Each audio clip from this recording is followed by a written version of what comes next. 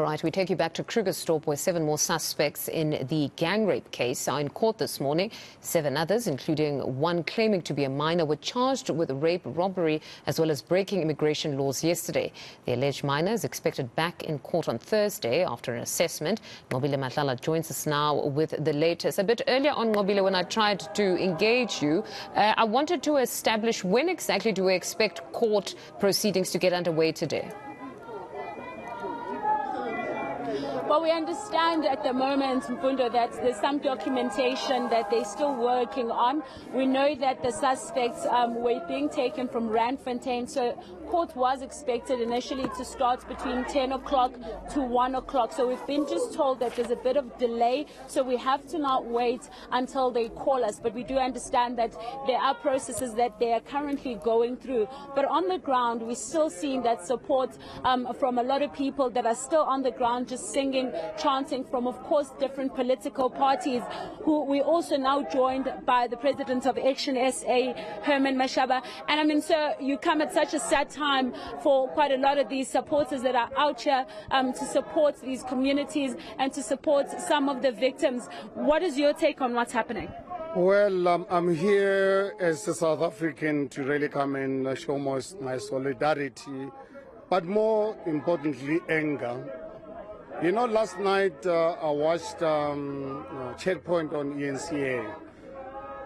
Here we're not just dealing with the rape of these 8 women.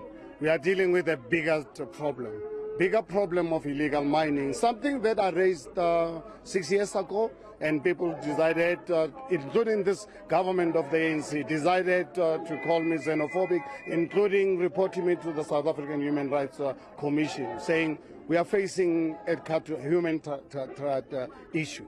Also, what I believe is happening here, it's we want to really know the company, the production company behind exposing our women to this dangerous area in the middle of the night without provision of the necessary security. So we want to really know, because my own sense, and I'm not full to that level, that this is part of a bigger human trafficking that I've experienced as a mayor of the city of Johannesburg. South Africa is one of those countries where human trafficking is one of the worst in the country because of this illegal immigration that's happening, and we've allowed it to happen, allowed by this current ANC government in South Africa. As I'm talking to you right now, secondly, this question of our women being raped and murdered, I'm a victim of it. Just yesterday morning, my wife gets a call. The aunt, one of the people who actually assisted in a youth, got 77-year-old woman in Nqobile in Northwest, murdered on Saturday night and raped by 2 young men in their 30s. 2 young men in their 30s rape a 77-year woman and kill her. As a family, we only got to know about it yesterday. She got killed on Saturday morning. The police only got to know about this on Tuesday. So this matter is not really about me. It's not about ordinary South Africans. It's about all of us South Africans. If we are not going to deal with this ANC government for providing security and providing government, providing leadership, then all of us, this is what we'll end up doing. We're going to end up losing our mothers. We're going to end up losing our youth. Our youth are exposed to drugs, which are destroying them. Our women are being trafficked in front of our eyes. We, as I'm saying, as Action SA, we are not going to sit back.